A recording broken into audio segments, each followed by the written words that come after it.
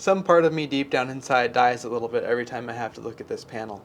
Today we're moving a bunch of circuits from this old main panel right behind me into this sub panel for the purpose of having certain loads that will automatically be backed up if there is a power outage. This is the Anker SOLIX Home Power Panel, and it integrates with the F3800 batteries. It's super cool that we'll be able to take those portable batteries and connect them to here and basically use them for two different purposes. One, we can take them out with us when we need power out on the road, but then if we are home, we can plug them in to this and it'll automatically keep them charged, and when the power goes out, it'll automatically power all of the circuits that are in the sub panel attached to this. They shipped an Eaton panel, and this one is a 12 circuit. So this is 24 circuits, this one's 12. That's another reason why I wanted to use a different panel. I wanted to have a few more circuits on hand. However, you don't want to go crazy with that because you only have about 50 amps of current to power whatever is in this panel. So let's go ahead and get this home power panel mounted on the wall. Ooh, mama, it's perfect. My OCD nature oftentimes costs me a lot of time. I'm going off of memory from a measurement I took yesterday. Perfect. Now all we gotta do is take the home power panel and align our brackets and drop it in place. And my measurement from yesterday was accurate. Now there are a lot of different places that you could mount your home power panel. The reason I'm putting it right here is that it just makes logical sense. If you look at the flow of what's going on here, we've got our main panel, and then that'll feed over with 3 gauge copper conductors. We're gonna make some conduit that'll come into here. There's a knockout right there. We'll probably have to heat the conduit and make a little bit of a custom bend in that. And then from here, we will come out from the backup side. So that's the grid side, 100 amps coming in. Backup side, it's more like 50 amps of capacity, which is why we have 6 gauge copper conductors coming out of here. And then again, we'll bend a piece of conduit to feed into our sub panel and ultimately up onto the top here where we've got this main breaker. Now I do want to talk a little bit about the fact that this has a main breaker, because as you may have noticed, the panel that came with this kit, this is a main lug only panel, so there's no main breaker right here on the top, whereas this one does have a main breaker. And it does not matter whether or not you have a main breaker. So most of the time your little sub panel like this won't have this. Now I actually might take this breaker out and move it into a panel that actually needs one. If we were in a separate building installing a sub panel, it wouldn't be the same situation as what we're doing today.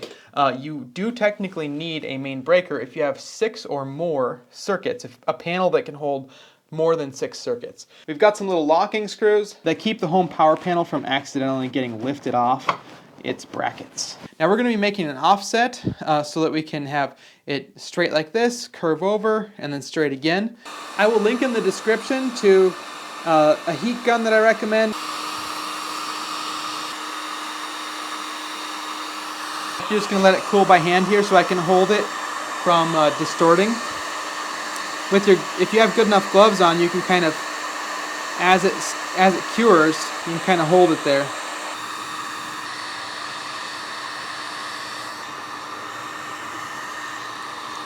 Here's our fitting. I would say that that is a successful PVC bend right there.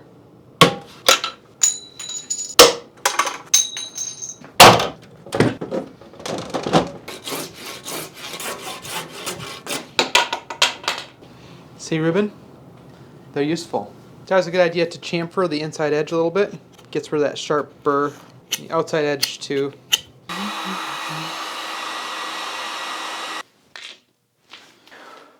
Perfect. Another important thing to do is to glue your fittings. You don't need to use primer, which is nice because we're not doing plumbing today, but you do want to make sure that you get them glued on there. So we'll go ahead and push that on there. Should I put that towards the back? In addition to needing a lock nut where your PVC comes in, you also need to add a bushing. Now that our raceway is installed, we're going to go ahead and run our wires from the backup side of the home power panel through our raceway and into our sub panel. Now you'll see right here we've got the grid side, line 1, line 2, neutral and ground, and then the backup side, line 1, line 2, neutral and ground. Now we need to connect onto these terminals up here, and the official instructions say to use a crimp style termination on the end of our wires. Now we could do that, but what I actually prefer is to use these lugs. You can see I actually already have a couple of them installed right over here. These are rated for anywhere from 14 to 2 gauge, you can see right there. And we can just simply attach these to each one of these connection points up here and then torque down the wire into the hole provided with these lugs. So I will link to these in the description.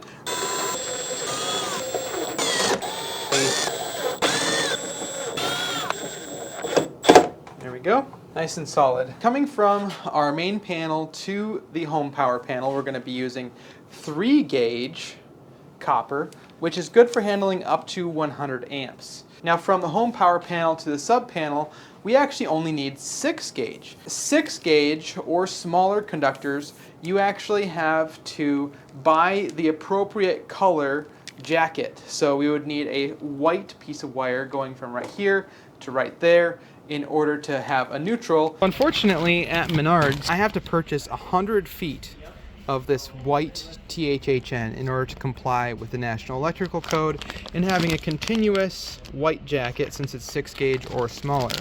Now there is kind of a clever workaround. If you look right over here, we've got multiple different sizes that we can purchase by the foot.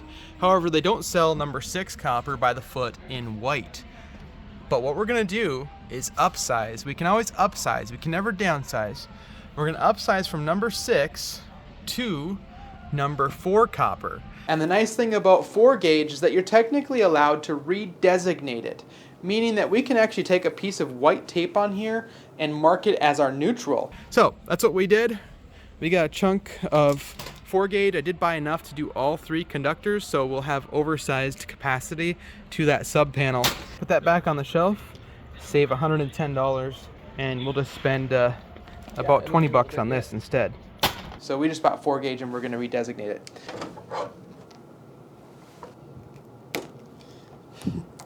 Kind of funny that the jacket underneath this is white for some reason. And then we'll go ahead and attach it to these lugs that we added.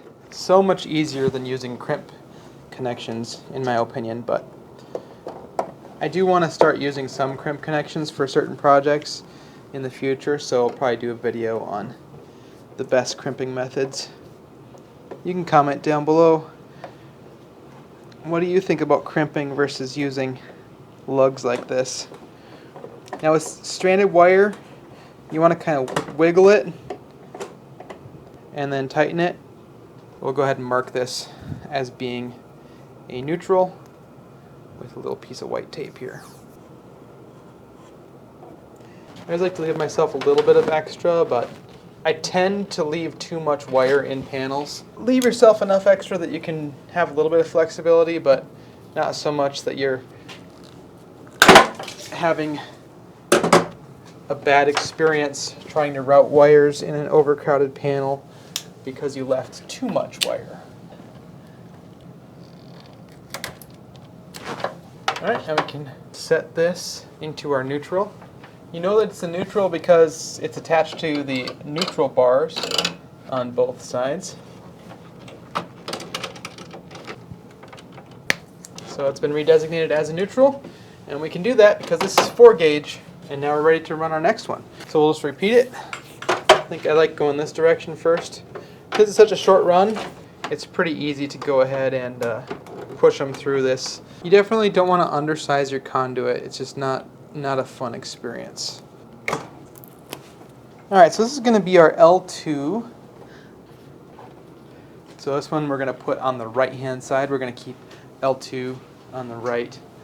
Probably doesn't matter at all, but I'm bringing them up towards the top of the panel, but not all the way to the top, so that we have a little bit of room to work around in order to bring our conductors down Since this is copper, we don't have to use no-locks or the anti-corrosion paste. If we are using aluminum conductors, technically it's like a best practice, but even then, if it's a modern aluminum conductor, you technically don't have to. However, people don't really like it when you say that, so it's better just to say you always have to use no locks under every situation, because if it's an aluminum wire, it's going to expand and contract and burn your house down. But yeah, technically you can get by without it. You know, it'd be really sad if this piece of wire is too short, because I wasn't really paying much attention. I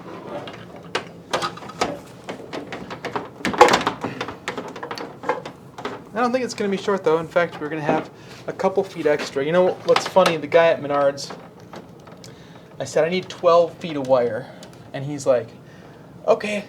Runs out, comes back. He's like, great news! I found a remnant, and the remnant piece is 14 feet long. And I'm like, okay, are you going to sell it to me for the price of 12? And he's like, oh no, I can't do that. And so I was like, okay, I'll buy it. So this is going to be our L1. Oh man, I'm so excited to get this thing up and running. I was always terrified when my dad would cut towards his thumb, when he would like slice bananas and apples and stuff. And it still kind of scares me, but I guess as you get older you become more confident that you're not going to accidentally cut off your thumb. Which is probably why people sometimes accidentally cut off their thumbs. There, I did it. I left too much wire in the panel. Oh well. And look at that. I should, you know what, I'm going to bring this back to Menards and be like, guys, I didn't need this much more. Here's the peanut gallery. Oh, the life of Oli. He's actually been working hard today. He just helped us identify all of our circuits, which is really nice because now we know what's going on in this old panel. We know where everything goes. There were a couple super weird things where there was like a dedicated circuit to like a random outlet in the corner of the dining room. Hello. Hello. Sorry. The peanut gallery is growing. I'm sorry. I tried calling you. I tried texting and calling and being like, are you recording right now or can you step in? I was talking, I was actively recording and I was about to answer your call on my watch on video, but now I can just say, hey, how's it going? Hi. How was your visit? It was great. Did she like it? Oh yes, she was very excited about that. We're going to be using stranded 6-gauge copper to provide our equipment ground from the home power panel to the sub panel. Since this is a sub panel, we will also be adding a separate ground bar, which is required whenever you are installing a sub panel because it's not the first disconnecting means on the property. If this were the first disconnecting means, which wouldn't be logical, then your neutrals and grounds would be combined. So we're going to go ahead and feed this through. We could get by with as small as a 10-gauge ground, I believe it is, for this. But you can always oversize, just don't want to undersize. I'm really enjoying this Klein Tools insulated screwdriver. If you twist this like that, it kind of pops out the bit and you can flip it around so you can easily switch from Phillips to flathead. The kit also came with our Robertson square drive as well, which is very, very nice for many of the connections. That's my family in the background that you hear, all excited like. Happy to have them here. But it means it's a little bit louder for my filming environment. There we go. Now since I know I'm going to have some arc fault breakers in here, I think I'm going to hold this to the outer edge right there. And then we'll use one screw right here in the middle that is no longer with us. One screw there in the middle to tighten it down into place. Alright, so I'll be back. Okay. You'll just stay out here. We'll figure it out in a different. Emergency. What? The X's battery's dead. We got out the jumper pack, we put it on, and we still can't get it to start. Did Mom leave the key on or what? I don't know what she did, but it died.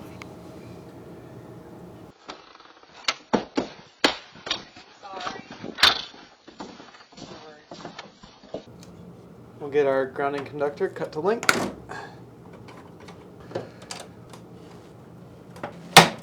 We are starting to pull the circuits out. I've got a bunch of them identified. Oli and I went through yesterday and figured out what everything was ran to. And now I'm just gonna pull out all of the circuits. So in order to do that safely, I'm gonna go kill the power to the entire premises. And in order to not lose light, we've got our Anker SOLIX C1000 over here, which is gonna allow us to keep the lights on while we work, which is obviously very important. So let's go out into the yard and I'll show you guys my main disconnect. It's very snowy out here. Should be able to just take this, it's very wet too. Take this one thing right here, pull it straight down. This should have killed our power. We'll go find out. We'll go ahead and just check for voltage here quick. No power. All right, we're good to go. We'll do a time lapse of just pulling out the circuits here and getting everything out of the way. And then I'm gonna move basically everything except for the electric dryer, electric range. Just gonna move our smaller 120 volt circuits for now. This is why you should never over tighten your clamps coming into your panel or anywhere. There was probably a little bit of arcing beginning to happen, which created that hot spot. So basically what I like to say is you tighten this down until you can't easily like move the wire back and forth, just so that it's just starting to grab it so you can't yank it out. But that's it. You never ever want to just tighten these things down. Otherwise, you run the risk of even starting a fire. Some of you might have noticed that this steel wool was being used as a thing to prevent the mice from getting into the panel, because mice don't like to chew on steel wool for whatever reason. I guess I wouldn't like to chew it on it either, but the terrible thing about using steel wool is that it pretty much explodes when you put electricity through it. So yeah, don't use steel wool to plug holes in your panel. As you can see, I've got all of my 120 volt circuits pretty much pulled out of the old main panel. Most of those circuits are going to be moving over to the backup panel over there, so we'll be doing that gradually, but for now we're going to go ahead and get our wires connected to our home power panel from the main panel. Now this panel will be replaced eventually, but for now it's going to work just fine. We're going to stick a 100 amp breaker in here and route our wires such that we have a little bit of extra so that when we do replace this panel inevitably, we'll have plenty of cable to work with. We have three 3-gauge conductors. This is THHN.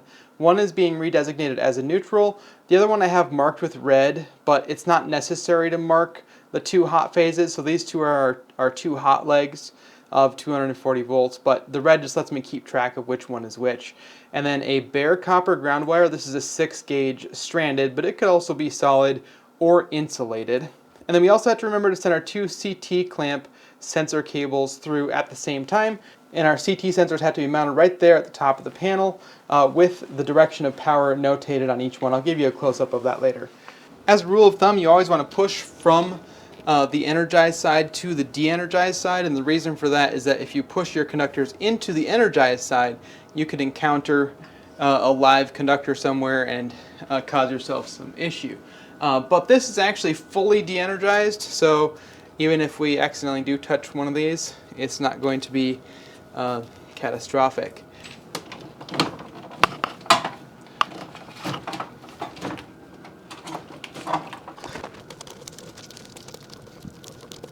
There we go.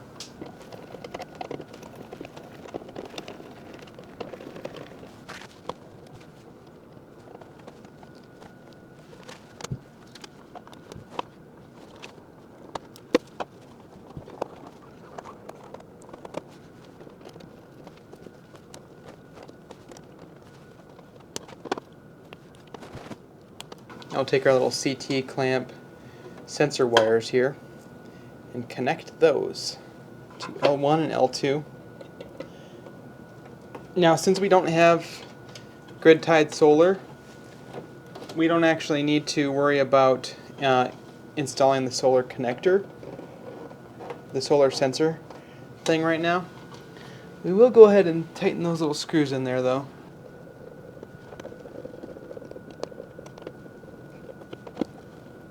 Here's what that other sensor looks like were we to need that for the solar. We got our neutral landed as well as our 2 hots on this breaker here. Now, one thing I like to do with the breaker, I've got these cinched down some already, but you want to kind of like wiggle them back and forth a little bit because they're stranded wires, and then tighten them again. Like even if you torqued them to specification, because it gives us a torque rating on the side right here, it looks like 50 inch-pounds, so we can double check that in a little while with our torque screwdriver. But basically, if you torqued them to spec and then didn't bother to wiggle the stranded conductors in here, it would not be good. And that's where, like, sometimes you think about, oh well, I use a torque screwdriver and I set it to the exact torque. Well, that's great, but did you move the wires around? Because if you didn't, you're probably going to have a pretty loose connection even though you torqued it to the correct setting. You can see how every time I move them around like that, it kind of spreads them out a little bit, and then you can tighten them some more. It's kind of amazing how many times you can do that before they finally really seat well. Now, it's kind of interesting that this is a 100 amp breaker feeding the Anker SOLIX Home Power Panel. It seems like it could have been a little bit smaller. I don't think that they can draw quite that much, but there must be a reason why it has to be that big. Obviously, our sub panel is only about 50 amps worth of current that it can deliver, but I'm guessing what it is if you have a big load on the sub panel while it's connected to the grid, while you are charging your batteries. That combination could cause it to be a pretty big draw coming through this breaker here. But just my guess. I did mark this, so I know that this one on the right here is the same as this one because of the way the prongs are coming in on our bus. Beautiful. And you can see in the bottom right here we have our little bit of extra cable there, and we have as much extra cable as we could with that neutral, so that when I inevitably replace this panel, I can have enough wire to make it to where I need it to go. Alright, all of our connections have been made, and up here at the top we have our CT clamps. And real quick, I just want to show you here. Take this off. I'll flip it around this way so it makes sense. See where it says source? So you want that part of the clamp to be facing towards the source. Same thing goes for this one over here. Everything is in here, nice and tight. Coming over here, we've got all of our connections made in the home power panel. And now we're going to work on bringing a couple of circuits over here into our sub panel.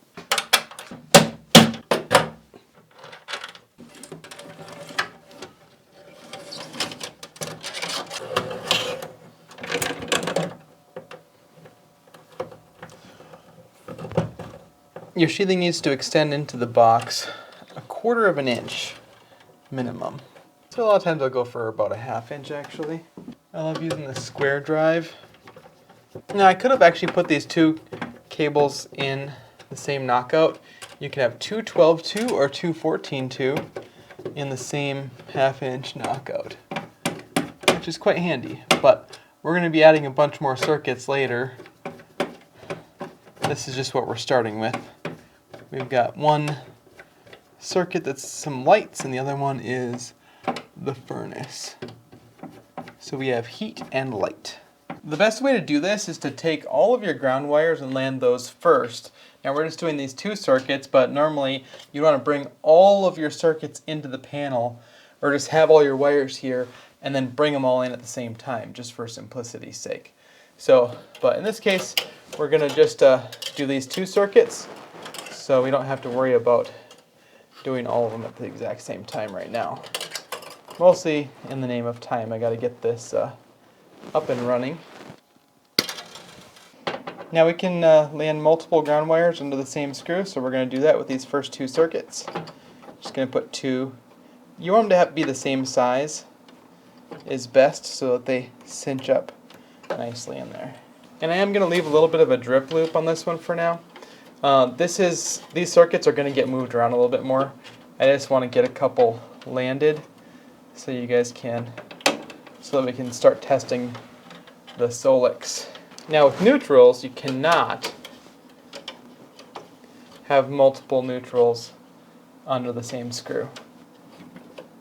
And now we've got our hot wires finally. We got our first 2 circuits installed. I want to give this thing a whirl, so we're going to go ahead and throw the covers on everything and go and then fire the system up and see what happens.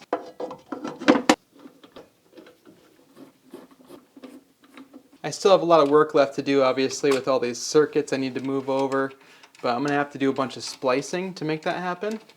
So I'll have to put in some junction boxes and regroup and figure out where I want each circuit to combine with, because it was just kind of a nightmare all the way everything was set up before.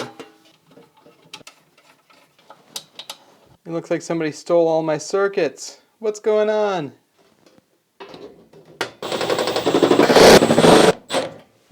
Alright, we are ready to go turn on the power.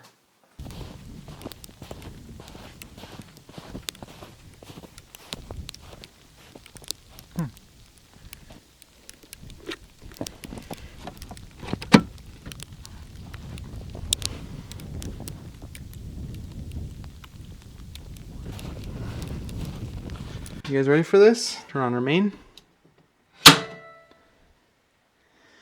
And then we can turn on our 100 amp breaker feeding the home power panel. So this is the moment where we should be able to see some lights come on. Okay. Nothing exploded. There we go. It's showing the grid and the backup load is on already. That is sweet. Okay, let's see if, turn this on. Turn these guys on. Oh yeah, it's working already. Now obviously just sending power through from there to here, but that's still a really good sign. We're on the right track.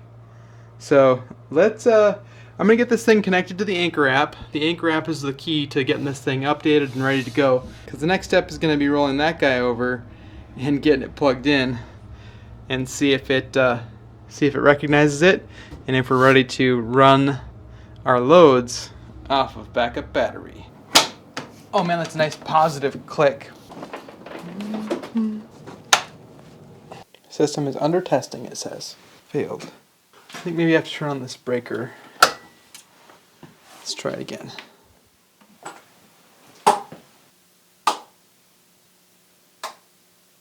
Oh, there. I heard clicking down from the test complete. So my electrical provider doesn't have time of use billing yet, which is probably a good thing, but that is something that you can control in here, so you can set up when your electricity is the most expensive or the least expensive, and then the batteries can charge up when it's cheap, discharge when it's expensive. I have heard that it might be coming to our area, so this might be a feature that we will consider using. It looks like it's all working, which is super cool. I wonder, let's see what happens if we shut off the power to it. I don't know if it's ready for that or not, but let's just see what happens. It stayed on, and I can't tell. Looks like it is backing it up. So Naomi's going to help us with this part. She's going to monitor the lights and listen to the furnace and stuff. I'm going to go turn the power off downstairs at the main breaker to simulate a power outage. So you guys are going to hang out with Naomi for a minute right here on the GoPro. Report any findings, okay? What am I supposed to do? I'm going to shut off the power and you're going to see if anything bad happens. In theory. So this is like as if a tornado just came and like wiped out a power station in Tracy. Okay. So I'm going to go shut it off now. Okay. Do you think it's going to flicker? It might flicker a little bit. Oh, right, because it's supposed to stay on. It's like okay. only a... I'm expecting to be standing here in complete darkness. All right.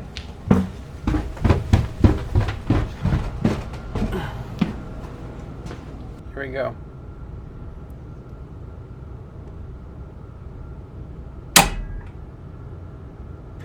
there was our flicker. That was pretty quick. It definitely flickered where I am, at least a tiny bit. It was like a blink. So we're drawing 1300 watts from the batteries. Well, I think we're good to go on backup power. Now in a grid down situation, you will not be able to use your grid tied solar. However, you do still have these solar inputs here on the side of the F3800, and I've tested these before.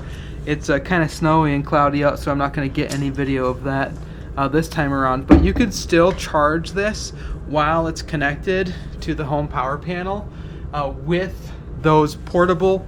It doesn't have to be portable solar panels. It can be a regular solar array. You're just limited on your voltage, 32 to 60, 11 to 32, 10 amp and 25 amp respectively.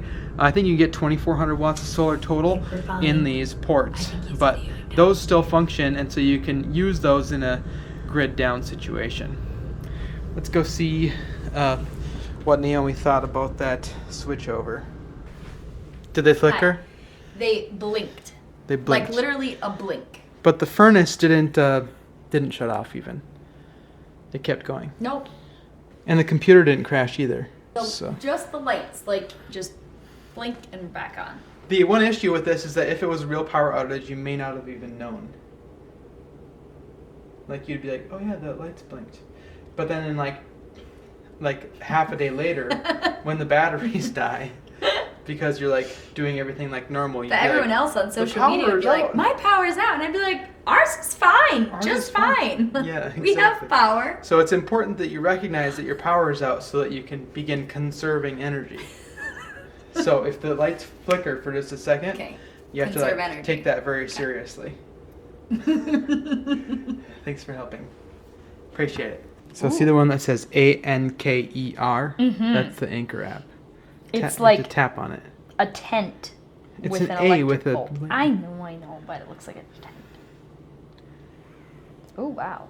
So right now, the battery's powering everything because it's going that direction. Because if you scroll up to the top, it's off-grid. You can see down here, if you tap on these different tabs, the amount of energy you have used, how much has been discharged from the batteries, the charge level of the unit, which would be going down right now. Oh, cool. So look, does that drop go with that dip right there? That's just showing so you like how much on, draw there was. Yeah, that was like when I was running the oven. Then it's down. That's kind of cool. And that's the amount that get imported from the grid. Thanks for humoring me. Of course. All right, I'm gonna go put these into the video now. So I've been monkeying around with the system and kind of figuring out the way it works a little bit, and there are some really cool things you can do, one of which I didn't really realize was even possible, and that is the self-consumption mode, where basically the power station and the home power panel are able to backfeed or offset your usage from the grid. So you know how we have some loads that are moved over to that sub panel, and then we have some loads, like this oven right here, that are still connected to the main panel that is feeding it. Now, my thought is that everything that would be discharged from the home power panel would have to go through that sub panel for the most part, but that is not the case. You actually are able to take the power from your battery system and offset what you're using from the grid. In other words, it's able to completely power everything in your main panel, and that's why those sensors are so important, because they can figure out how much power is coming into your main panel, therefore how much power you're actually using. So if you take a look at this screen, you can see we have some animations that show what's going on. And right now I have it in that self-consumption mode. And we are currently taking 4 kilowatts out of our battery pack, and that is offsetting the usage from our sub panel as well as from this oven right behind me here. You probably saw that the elements are glowing. So if I shut this off, you will immediately see that we drop a huge percentage of the energy that we are using. And now the only thing left is going to be what is on our sub panel, or about 430 watts, that is currently in that backed up area. So, such a cool concept to be able to do that, and it really got me thinking, it would be so awesome if you could do that during a power outage. However, you can't. So when the power goes out, you can't backfeed the grid. It's not safe. It's something you have to avoid at all costs. But I was thinking, if there was a way to basically have a relay, or basically kind of like a transfer switch, but really just a disconnect relay out at your first disconnecting means, wherever that is, or in your main panel most likely, then if it senses that there's a power outage, it could shut that relay off so that you have a full disconnection from the grid, and then it could still power your loads that are connected to your other panels that are not in your backup panel. So I don't know if that's a possibility. I'm guessing there's probably a bunch of technical reasons for why that's not possible, but it's still pretty awesome just to have your one sub panel that is automatically backed up, but just such an interesting thing. Now, I'll show you a couple more things in the app. I still don't fully understand every single aspect of what you can do here, but there are a few different modes in here, basically to take advantage of either off-peak energy that is cheaper or using as much solar as possible. And if you go through the details of these, you can see you can actually change your utility rate plans and set how much you pay for electricity at different times. In my area, it's all the same all the time, so that doesn't really apply to me. And then obviously with your solar, you would need to have solar attached to it, which I don't. Now down here, we have manual backup power, and this is basically to keep your F3800 charged up all the time. If we turn this on, we have to select how long we want it to stay in this mode, so we can just set a range of time here, hit the check mark, and now it's going to keep our battery system charged up to 100% so that it's ready for a power outage. So if we had like a really horrible blizzard or a snowstorm coming in, I would consider keeping it in that mode. Or if you live on the coast and there's a hurricane coming, you're definitely going to want to have it in that mode as well. So now you can see we are charging. We got power coming from the grid that's powering both our home load, which is only 450 watts, and charging up our F3800 at 3.8 kilowatts.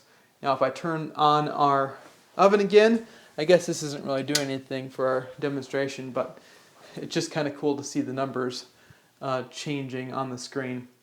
There you can see our home load is 3.3 kilowatts now, and we're drawing a total of 7.7. So really interesting stuff, and I'm sure they're going to do a lot of updates to the different things you can do with the app. But either way, it's been really fun learning about the Home Power Panel and the way that it integrates with your home system, and just to kind of investigate and learn more about home backup power solutions. I appreciate you guys making these videos possible. Comment down below with what you think about backup solutions like this, and we'll talk to you in the next one. See ya.